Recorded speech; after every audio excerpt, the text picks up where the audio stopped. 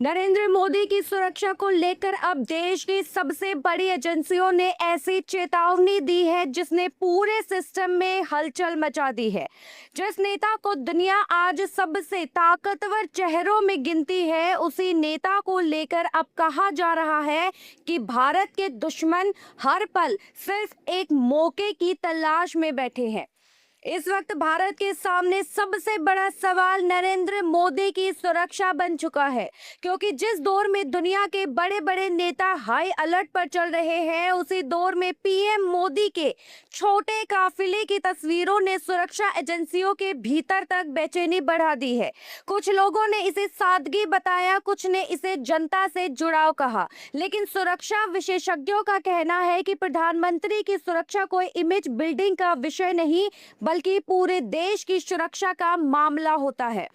हाल ही में पीएम मोदी ने ऊर्जा बचत और फिजूल खर्ची रोकने के लिए अपने काफिले में गाड़ियों की संख्या कम कर दी है। सोशल मीडिया पर वीडियो वायरल हुए और लोग उनकी सादगी की तारीफ करने लगे, लेकिन दूसरी तरफ सुरक्षा एजेंसियां इस फैसले को लेकर चिंतित दिखाई दी, क्योंकि प्रधानमंत्री की मूवमेंट जितनी छोटी होती है, दुश्मनों के लिए पैटर्न समझना उतना आसान होता है और आज के आतंकवादी इस मौके की तलाश में रहते हैं। पूर्व रॉ प्रमुख समंत गोयल ने बेहद गंभीर चेतावनी देते हुए साफ कहा है कि ये वक्त सादगी दिखाने का नहीं बल्कि सतर्क रहने का है। उन्होंने कहा कि भारत इस समय कई खतरनाक दुश्मनों से घिरा हुआ है। पाकिस्तान में बैठे आतंकी संगठन, कट्टरपंथी नेटवर्क और भारत विरोधी ताकतें लगातार प्रधानमंत्री मोदी को निशाना बनाने के मौके तलाशती रहती हैं, क्योंकि मोदी ने आतंकवाद के खिलाफ जो आक्रामक नीति अपनाई है, उसने दुश्मनों की बेचैनी बढ़ा दी है।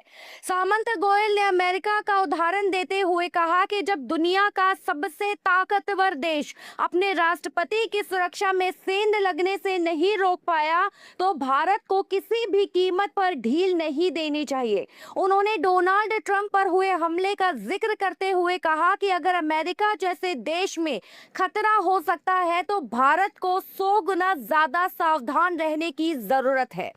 सबसे बड़ी चिंता अब आधुनिक हथियारों को लेकर है, क्योंकि आज खतरा सिर्फ बम और बंदूक तक सीमित नहीं रहा। ड्रोन, स्नाइपर टेक्नोलॉजी, हाईटेक विस्फोटक और डिजिटल ट्रैकिंग जैसे हथियार सुरक्षा एजेंसियों के लिए नई चुनौती बन चुके हैं। सामंत गोयल का कहना है कि प्रधानमंत्री के काफिले में बदलाव से सुरक्षा घेरे की कई तकनीकी परत कमजोर पड़ सकती है और यही चीज दुश्मनों के लिए मौका बन जाती है। पिछले 25 सालों से नरेंद्र मोदी लगातार हाई रिस्क कैटेगरी में रहे हैं। गुजरात के मुख्यमंत्री रहते हुए भी कई बार उनके खिलाफ साजिशों की जानकारी सामने आई थी और प्रधानमंत्री बनने के बाद ये खतरा और ज्यादा बढ़ गया, क्योंकि अब मोदी सिर्फ भारत के नेता नहीं बल्कि वैश्विक राजनीति का बड़ा चेहरा बन चुके हैं। सर्जिकल स्ट्राइक से लेकर आतंकवाद पर खुली कार्यवाही तक उन्होंने दुनिया को साफ संदेश दिया कि नया भारत झुकने वाला नहीं है और यही बात भारत विरोधी ताकतों को सबसे ज्यादा परेशान करती है। सामंत गोयल ने विदेश दौरों को लेकर भी बड़ा संकेत दिया। उन्होंने कहा कि जब भारत का प्रधानमंत्री किसी दूसरे देश में जाता है, तो वहां की सुरक्षा एजेंसियां भारत के सुरक्षा प्रोटोकॉल को देखकर ही अपने इंतजाम तय करती है। अगर भारत खुद अपने प्रधानमंत्री की सुरक्षा को हल्का दिखाएगा, तो दूसरे देशों में भी खतरे का आंकलन कमजोर पड़ सकता है और यही सबसे बड़ा रिस्क बन सकता है।